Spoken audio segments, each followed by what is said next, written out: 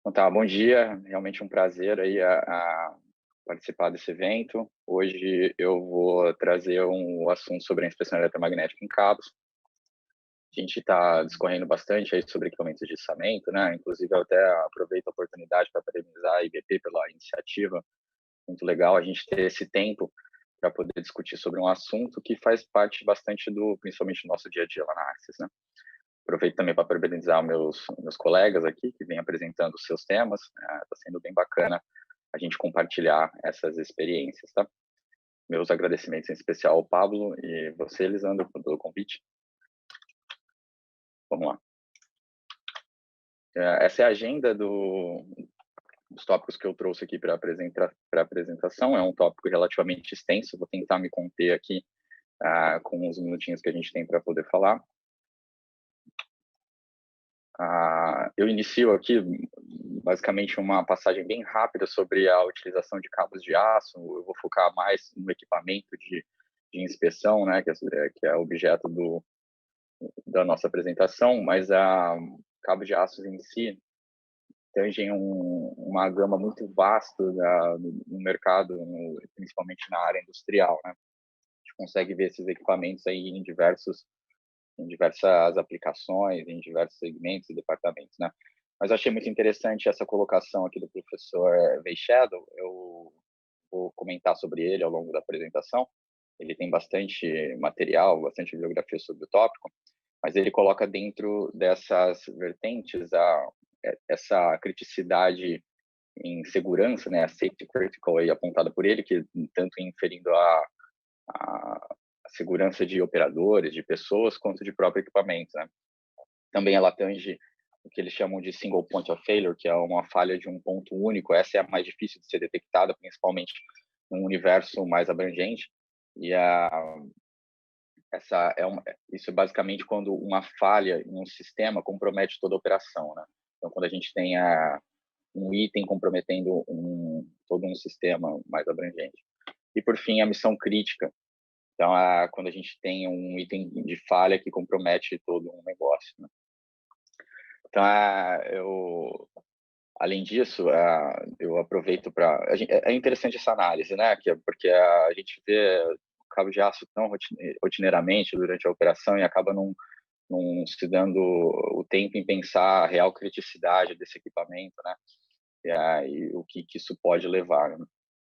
Eu também eu listo aqui uma passagem do Dr. Weishado, muito interessante, onde ele cita que a metodologia de NDT, que é tópico aqui da nossa discussão, principalmente a MRT, né, que é a Magnetic Roping Test, que é os testes eletromagnéticos em cabo, ele prevê que essa será a metodologia mais aplicada, mesmo quando comparado, inclusive, a inspeções visuais para cabos de maior tecnologia envolvida, maior risco e maior custo, né?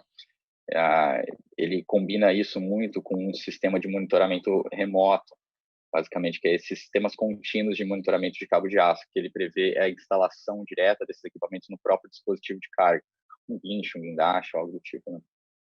Então, a gama de utilização de cabo de aço ela é muito ampla, variando desde segmentos de mineração, guindastes offshore, quaisquer tipo de plantas, né, de operação. E a gente tem umas diretrizes, a gente tem muito embasamento, tem bastante literatura sobre o assunto. Eu aproveito para listar uma delas aqui nesse próximo slide, que é uma literatura da BNT, que é a norma NBR 1603. Ela é específica para esses testes, são testes eletromagnéticos, né? E ela distingue bastante sobre a metodologia a ser aplicada, né? Eu aproveito para fazer um comparativo com o state of art do equipamento. Então, basicamente, como que ele é projetado. A metodologia é o que a gente chama de MFL, que é bem conhecido no mercado, de NDT, né, que é Magnetic Flux Leakage, seria o vazamento de um fluxo magnético, né, a perda de fluxo magnético quando é induzido um campo nesse equipamento em análise. Então, isso pode ser aplicado para chaparias, né, ou tanto no equipamento em estudo aqui, que são cabos de aço. A gente tem dois tipos principais de modelação desse dispositivo, né? A ABNT, ela traduz português em método da fuga do fluxo magnético, também é conhecido pela metodologia de Sensors Hall, que são sensores dispostos ao longo da circunferência do cabo, geralmente em 4 partes, né, a fim de pegar todos os quadrantes ali da circunferência do cabo.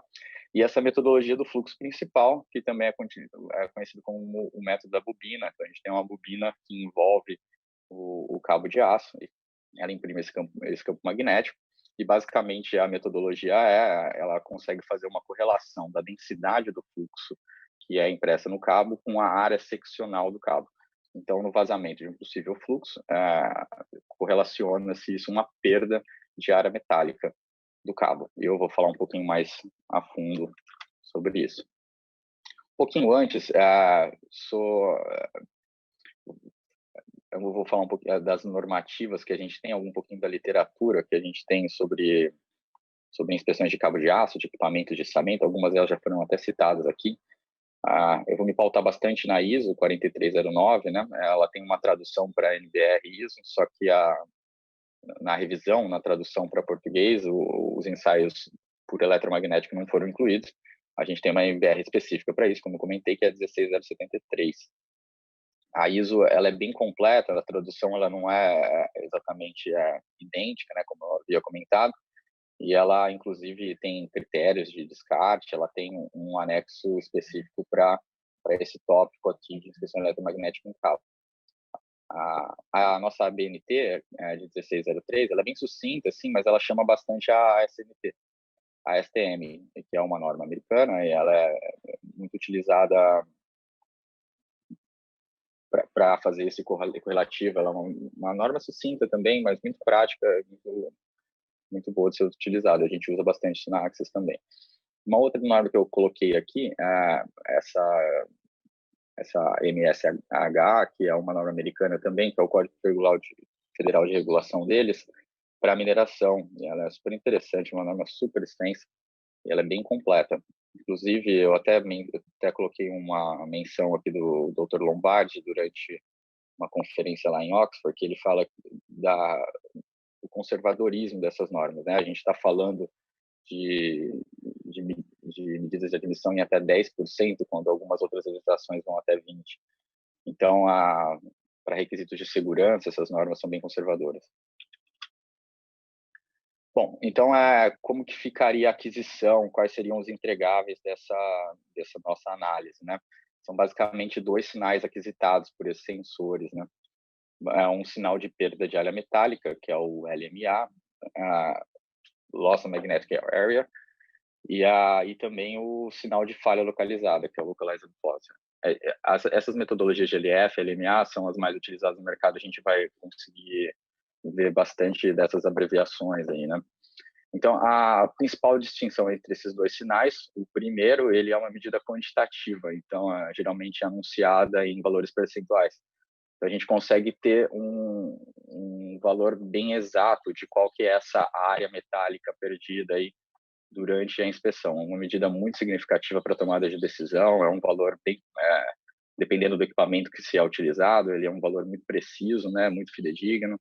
A gente tem, eu vou falar um pouquinho sobre equipamentos também, inclusive de algum material que eu utilizei para análise, até para nossa análise mesmo durante a tomada de decisão na aquisição do equipamento que a gente usa para ensaio, né? E ele dá valores muito fidedignos, assim, que ajudam muito nessa tomada de decisão que até o Ronaldo estava comentando na apresentação dele anteriormente. O segundo sinal é um sinal de falha localizada, que é esse LF. Então, esse sinal, contraposto ao sinal de LMA, ele é um valor qualitativo. Então, ele indica uma falha localizada, mas ele não consegue quantificar e codificar qual é o tipo dessa falha. Isso muito se deve, assim, principalmente por falhas internas em cabo. Imagina que a gente está analisando um arame rompido internamente, né? Então, é muito difícil para o sinal codificar qual que é esse gap, esse distanciamento entre a quebra do arame e posicionar se isso é devido a um ou dois ou vários arames, né? Existem até algumas metodologias. O professor Vencello, ele tem uma patente pendente para uma aquisição, um outro valor, que ele é basicamente um derivativo do LMA. Então, ele pega esse LMA, ele trata esse sinal, vou falar um pouquinho também sobre o tratamento desse sinal, e com o uso de alguns, principalmente alguns algoritmos e filtros, ele consegue colocar um valor quantitativo sobre a perda, sobre o dano que foi encontrado. Então, ele introduz no mercado, ele também, durante uma palestra em Oxford em 2013, ele introduz esse conceito de WRR, que seria o Wire Rope Roughness, que é a rugosidade do cabo de aço. Segundo o V-Shadow, ele combinado com essas LMAs, a gente vai conseguir ter umas diretrizes melhores para falar sobre tempo de vida de cabo, que é muito interessante. Aproveitando essa deixa, e também é uma das limitações do teste, é que as diretrizes do teste, né, esses valores aquisitados durante o teste, eles não correspondem diretamente com as propriedades mecânicas localizadas, né, pontuais do cabo de aço. Isso até a própria NBR 1673, ela vai escrever sobre essas limitações aí, ela vai falar que o teste em si ele é limitado. Então ele te dá várias diretrizes para tomada de decisão, mas ele não coloca diretamente quais são as condições, as capacidades mecânicas do equipamento na hora do teste. Para isso, a gente precisaria de utilizar outros testes, e nesse caso, os mais fidedignos são os testes destrutivos, que são um pouco mais complexos de ser realizado em loco. Esse, por exemplo, é um teste destrutivo de fadiga, onde o equipamento ele é submetido ao longo no domínio do tempo, né, por ciclos. E é interessante a gente entender um pouquinho sobre essas tensões que são agregadas ao cabo de aço, né? Então, basicamente, a gente vai falar aqui tensão de ruptura, que é a própria tensão de ruptura do cabo mesmo, ele como um equipamento complexo, composto por várias pernas e arames. A tensão agregada seria a tensão única de um arame em estudo. E a eficiência é a correlação desses dois valores, né? Então, para análise de vida útil do cabo, a gente tem que utilizar realmente o SA, que é essa tensão agregada, né, representada aqui pelo gráfico de linha vermelha. Ele é o que vai dizer a real condição do cabo. E é muito interessante a gente reparar, por exemplo, quando submetido a teste o cabo de aço em si, você repara que a gente tem até um ganho em eficiência, um ganho em tensão, em a tensão de ruptura do cabo, bem próximo do limite já considerado de vida útil. Então, isso aqui pode dar um engano, né? Pode passar uma falsa percepção de melhoria do cabo quando ele está próximo da vida útil. Interessante a gente analisar também que essas correlações de danos aqui, elas se dão bem próximas ao fim da vida útil do cabo, né? Então, na primeira indicação de algo é recomendado, de algo desse porte, se eu estou falando de testes destrutivos, tá? Ainda não tangendo a nossa análise aqui. Já é recomendado, na primeira indicação já é recomendado o alerta, né? E, por fim, outra variável interessante de análise aqui é a eficiência. Repare que a eficiência, ela aumenta ao longo da vida útil do cabo. Então, quando ele está próximo do descarte, é quando ele tem basicamente o ponto de eficiência máxima. A gente vai trabalhar com valores entre 50% a 90% aí em eficiência, né? E é muito estranho você pensar que você vai descartar um cabo que está mais eficiente, né? Mas isso é muito porque se a gente tivesse um valor teórico de eficiência em 100%, então o cabo de aço ele se comportaria como um arame, ele seria um tarugo, e aí ele perde toda a maleabilidade e a flexibilização do cabo, que é uma propriedade muito interessante desse equipamento que a gente utiliza, né? Bom, então, o que seriam esses sinais aí que a gente vai coletar, né? Um pouco antes, como eu havia dito, a gente não consegue fazer uma correlação entre as capacidades mecânicas locais do cabo com a análise que está sendo feita, né? No entanto, o professor Fechado, durante em outro artigo que ele coloca, ele faz uma correlação estabelecendo alguns parâmetros, né, anteriores, e ele basicamente ele coloca todas essas possíveis avarias que a gente vai encontrar ao longo da vida do cabo com algumas extrapolações, e ele consegue fazer um correlativo desse LAS, né, que é o Loss of Aggregate Strength, com o LMA no cabo que a gente na inspeção que a gente está analisando, né? E ele faz essa correlação do LMA com o WRR para chegar no ponto de descarte, nesse Broken Discard Point. Isso é bem interessante do paper dele. Bom, seguindo aqui, falando também um pouco sobre equipamento, state of art e os entregáveis, né? Quais são o que a gente vai retirar da inspeção. Esse gráfico aqui mais à direita, ele é um gráfico teórico, é o que a gente esperaria de uma inspeção. Basicamente, a gente tem essas avarias no cabo aí, representadas em alguns quadrados. Deixa eu ver se aqui eu consigo ver melhor. Você tem essas observações que são esperadas no cabo, os sinais representados seriam representados dessa forma, e uma derivativa dos LFs, dependendo de quantas derivadas, se é uma primeira derivada ou uma segunda, eles se comportariam dessa forma. Então, é basicamente isso que a gente buscaria. O professor Venchada, ele tem patentes aí em tanto equipamentos com bobinas e tanto com sensores Hall, né? Então, é bem interessante que ele me parece com bastante propriedade nos artigos que ele publica, né? Então, ele é bem enfático quanto a diretriz dele, qual que ele acredita ser a melhor utilização do equipamento. E eu vou falar um pouquinho sobre essas duas vertentes, tanto dos sensores Hall quanto dos bobinados. Então, na primeira vertente de bobinados, a gente colocaria uma bobina anular mesmo, fixa, em volta do cabo, e os testes resultantes deles são esses aqui, que são muito próximos aos testes teóricos, então a gente tem um valor muito fidedigno. Ele chama isso de High Definition Signal, que é um sinal de alta definição.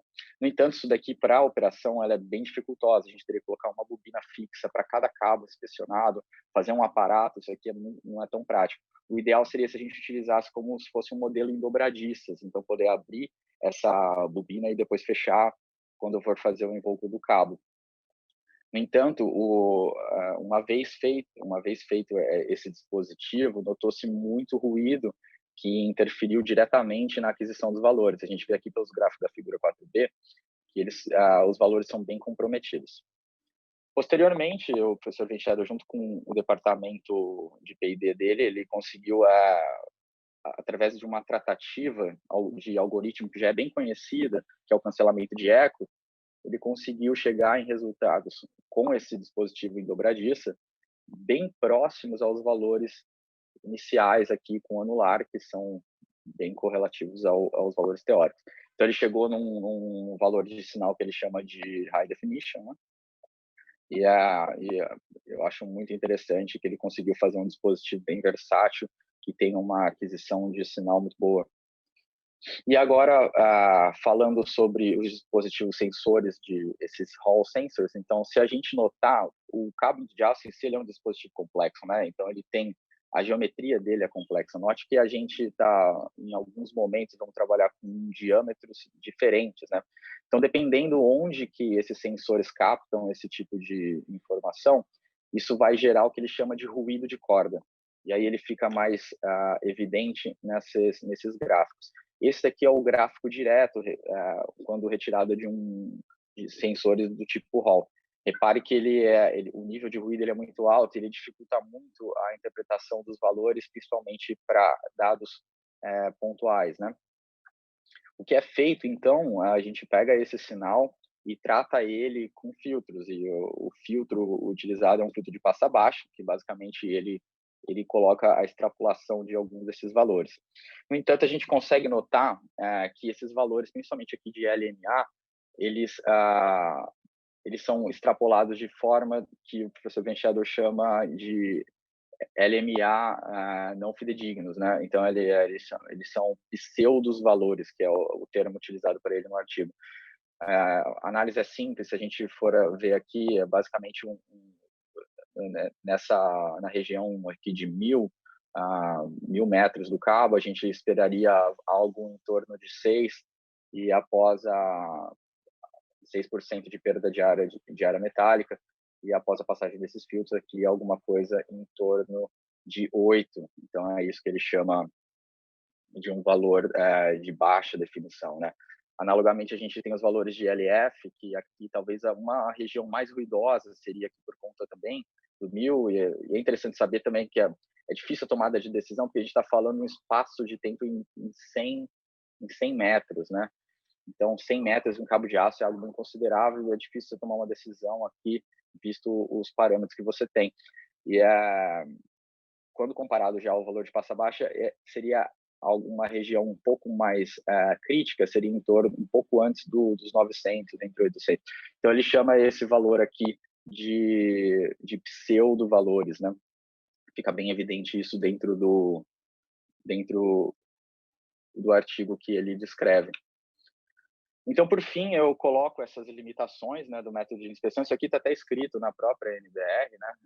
E eu listo aqui como eu havia dito, né, que essa técnica ela não fornece uma relação direta entre a perda de resistência mecânica do cabo de aço e a perda da massa ou da descontinuidade localizada, né? Ela te dá esses indicativos e existe esse artigo do professor Bichado que é bem interessante, que a gente pode fazer uma tratativa com esses valores que ele consegue coletar lá no dispositivo dele e traduzir isso para tempo de vida. Obviamente, tempo de vida e valores de tensão, eles são pontuais segundo a operação do cabo. Então, a gente teria que fazer um estudo sistêmico, onde realmente o cabo ele está inserido e o sistema que ele é disposto, né?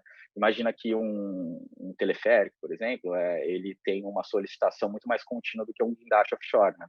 Principalmente dispositivos que têm MOPS, AOPS, né? Como foi a matéria de estudo, eles são solicitados em maneira muito acíclica, né? Então, a gente tem muita divergência durante a operação, o que fica muito difícil de fazer previsões. Por fim, eu queria mostrar basicamente um equipamento aqui em uso no primeiro vídeo. Isso aqui é uma aquisição que a gente fez no estaleiro lá na Coreia. E aí a gente tem o nosso inspetor aquisitando os valores. O equipamento ele fica instalado próximo à parte de bobinamento ou próximo aonde tem uma disponibilidade de acesso mais facilitada. Aqui o equipamento ele está aqui em cima, que ele é da cor do guindaste, ele não fica tão evidente, mas a gente também está aquisitando alguns valores aqui para depois a produção do relatório final. Bom, eu listo algumas bases normativas. O assunto ele é bem extenso, né? O primeiro relato já data mais de 90 anos. Tem muito material, muita coisa legal aí que o pessoal escreve. Os russos eles escrevem muito bem sobre o assunto.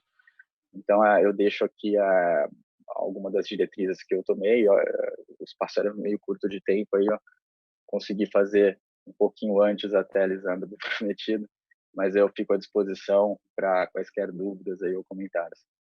Muito obrigado pelo tempo. Muito obrigado, Lincoln.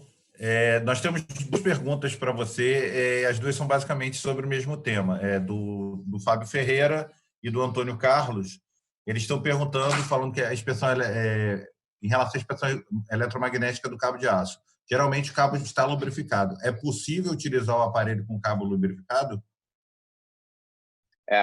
Inclusive a gente faz também junto ao equipamento, por vezes a gente acaba encontrando equipamento com uma falta até de lubrificação, né?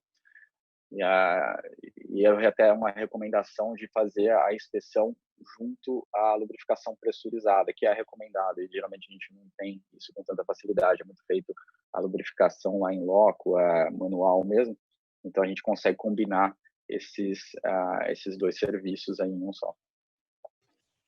Mais uma pergunta aqui do André Ferreira. Qual é o investimento típico na realização de uma inspeção eletromagnética de cabos? A inspeção, geralmente, ela é feita por uma terceirizada, né? Existem algumas empresas que possuem equipamento, e eles acabam oferecendo esse serviço já combinado às horas homens do inspetor, né? E do equipamento. Agora, a aquisição do cabo é uma aquisição, depende muito de qual o teu valor projetado em budget, né? Mas é uma aquisição que, geralmente, ela tem uma margem considerável, tem um valor considerável dentro de um universo de capex, né? Então, pelo menos isso é a análise que a gente fez para aquisição do nosso equipamento, né? Junto a esses papers que eu mostrei e a aquisição de sinais e tudo mais, é relativamente considerável o valor do equipamento. E uma pergunta aqui do Pablo, para a gente terminar. Existe alguma outra técnica de NDT que pode ser aplicada?